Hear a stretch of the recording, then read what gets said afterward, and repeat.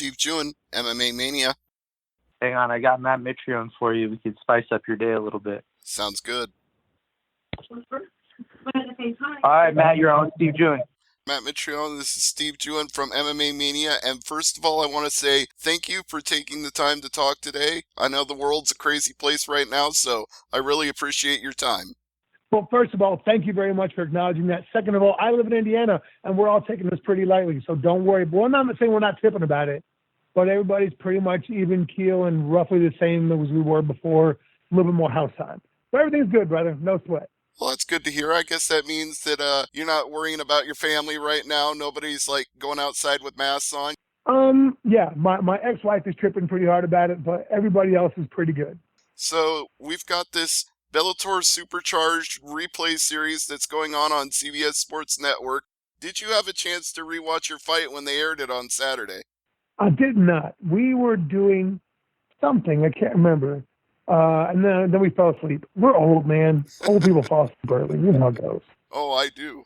Trust me, I do. So it's an interesting idea that right now in this time when there are no fights going on, that they're going back and revisiting these fights from historic moments in Bellator MMA.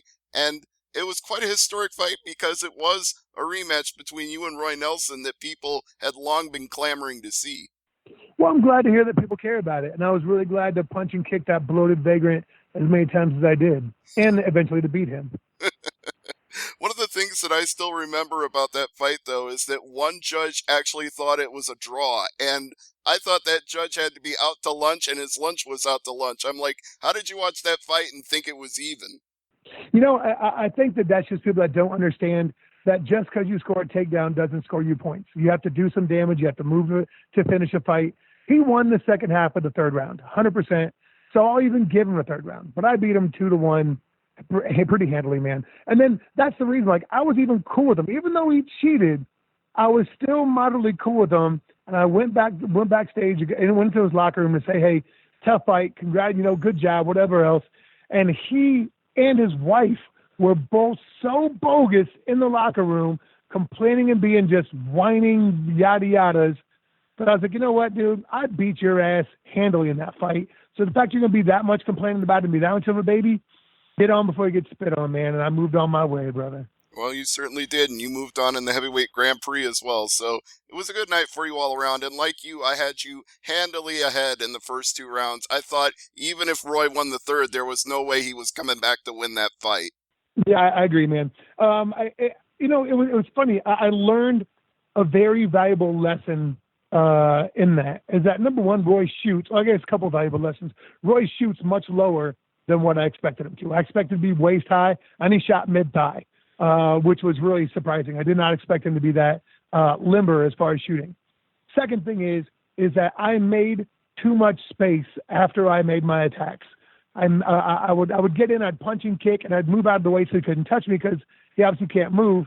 But then I made so much space afterwards that I allowed Roy to walk forwards. Then I'd punch and kick him again, then I'd move again.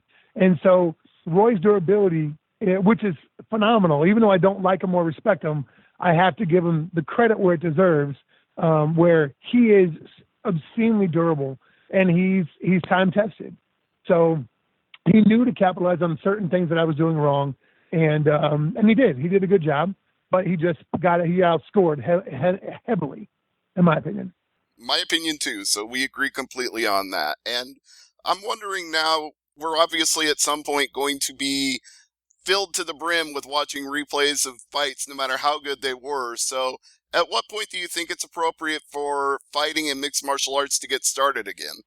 I'd like to think, man, all we have to do is get an email or something from the man and say, hey, look, if you guys are down to fight right now, then respond yes, and we'll put you guys in a pool, and we'll start making matchups.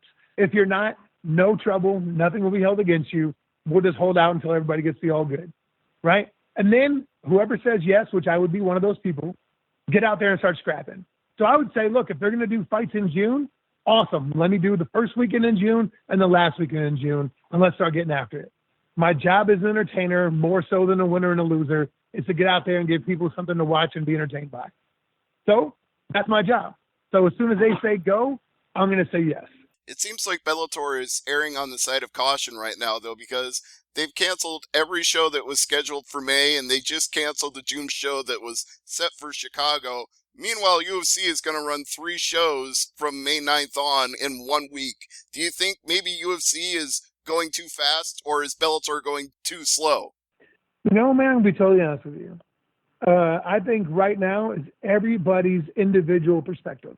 If you want to fight and you want to go get a paycheck, then sign your name. So go say, yes, I'll do it. So I don't think anybody, I think the world needs sport right now. The world needs sport primarily because it gives us a way to lose ourselves in the reality that we're in now and get caught up in the reality of somebody else without a predetermined outcome, with the drama and the ebb and flow of what's going to happen and how it's going to happen. I think we need that in the world. I think it's a great idea. I think that's why a lot of people have tuned into replays during this time, because they do need that distraction. It gets old watching CNN and MSNBC and whatever other news outlets people choose, because it's always depressing. It's never good news. Yeah. I'm going to totally agree to that. So then, when you're ready to get in that pool, as you put it, and start scrapping again, who's the first name on your list that you'd like to see in the pool with you? You know, brother, I really don't care that much. I think that we just whoever the man, Mr. Coker, wants me to see me scrap. That's what I'm going to do. Doesn't matter to me, brother. I'm just going to get out there and do work. Well, that's fair enough, but I'm kind of wondering, I've got a few names in my head that I'll run by you and let you can tell me what you think of this. First of all, we've got Josh Barnett. How would you like to be his opponent coming up in a Bellator fight? Josh is a mentor of mine. Josh is a coach. We train together quite a bit. I really would not like to fight Josh. He's taught me a lot. I've been, like I said, I've flown out to California probably 10 times to work with Josh and take notes and be a student. So I'd really not like to fight him just because there's so many other people that I can fight. And at one point, I think you were actually scheduled to replace him in the Hani Marks fight. That was the last fight I was supposed to be in. Mm-hmm. That was March 13th.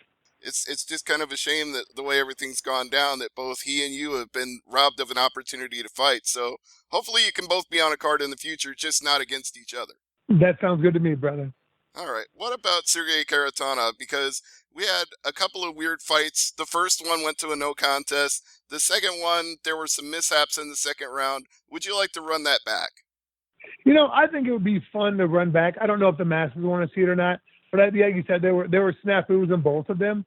So I think it would be interesting to do. But as far as if other people want to see it, who knows? But I can tell you this much. I respect Sergey Karatanov's toughness a tremendous amount. He's durable. He's tough. He's very, very intelligent when it comes to fighting. And he is definitely a game opponent, 100%.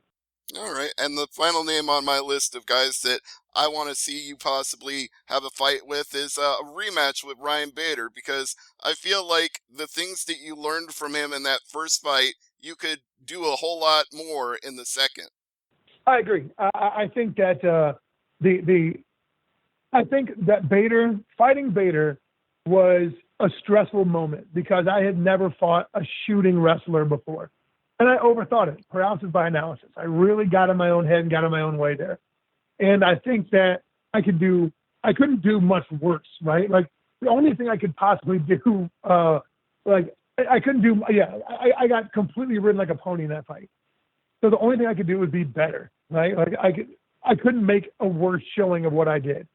So I believe I can do it. I believe I just have to understand the gravity of the situation and understand who I'm fighting and make sure I fight my fight. I don't go fight his fight. And that's what I didn't do the first time. But Bader thoroughly kicked my ass on every single level possible. And, good for him. He's a heck of a wrestler. I'm not, and he capitalized on it. No, and he became a two-weight class champion because of performances like that. Although I was really surprised in the Fedor fight because I figured he wouldn't want to stand and trade power. I figured he'd try to take Fedor down like he'd taken you down, and then he just blitzed him. Man, I'll trade power off with anybody. I think that I've got a good chin. I think I've got good power. I think I'm unique in that aspect. So I'm down for it, man. Like, especially if I can throw shins on top of it, I think I'll do it right against most people. But Fedor is obviously who Fedor is. He's a legend, you know. And he's got an incredible personality. He's really cool. He's very respectful. And he's an ultimate class act in the sport. And I enjoyed it, man. I really enjoyed the opportunity. If there was another one, I would be 100% down as well. Well, I think they should also do a replay of that fight from Madison Square Garden that you and him had. It seems like if Bellator is going to pick the best of and the greatest moments, that would be one to highlight. Well, there's not many double knockdowns in sport history, you know, and the fact that it happened in Madison Square Garden, where it happened at, and on top of that, it was all that Russia, America, blah, blah, blah stuff. It was pretty wild, man.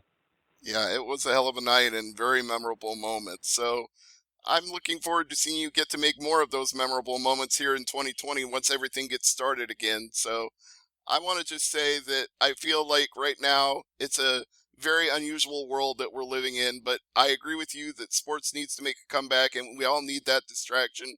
And what do you feel as a former football player yourself will be the prospects for an NFL season this year? Do you think it's going to happen?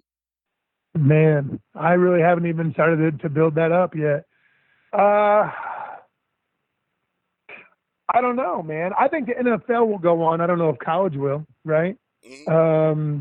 I think that NFL is so much of a business and there's so much fabric of American culture that I would say that I could not imagine it not happening. And it's such a moneymaker, right? But college football is a massive moneymaker too, but there's so many other young people that are at risk or that are involved in that. Man, I don't know, brother. That would be really strange having fall without football. I just can't. I don't know if I could wrap my head around something like that right now. No, I can't either because I'm sitting here wearing a Chicago Bears t-shirt, so it's going to kill me if I don't get to see the Bears. But if there's a good reason not to do it, I understand. And like you said, college football, I think is even probably more dangerous because of the fact that you could probably do some social distancing with NFL if you had to, but college kids, I've been to too many tailgates. I know kids swarm when there's a football game. Hey, man. Hey, college kids love the party. That's why they go to college, right? It's pretty much why I did. I'm not going to lie. I get it. Me too, buddy. Me too. I want to play football. Oh, man. I'm so glad I got this chance to talk to you today, but I also want to give you an opportunity to promote anything, plug anything, sponsorships, anything you'd like to mention. I know you might not be fighting for a while, but I'm sure they'd appreciate the love. I know, man. Well, I'm incredibly happy. I got a great amount of respect for my team, Team Tucson, and Coach Henry and Coach Greg, my coaches, my new manager, Dave Martin. I'm really happy with how that's going. Luke Rockhold and Vader and Logan Storley and a handful of other dudes are represented by him. And he does a great service by all of us. And I just want to say thanks, man. Thanks to Bellator. Thanks to Bellator for paying us the way they did and taking care of us the way they did at the last event, March 13th. That's all I got, brother. That's all I got. I agree. It was very classy of them to still pay everybody their performance-based, for showing up even though the fights didn't take place. I thought that was very classy, and I very much appreciate them and you. So thank you, Matt, and have a great day. Thanks, bro. You too, man. All right. Take care. Bye-bye.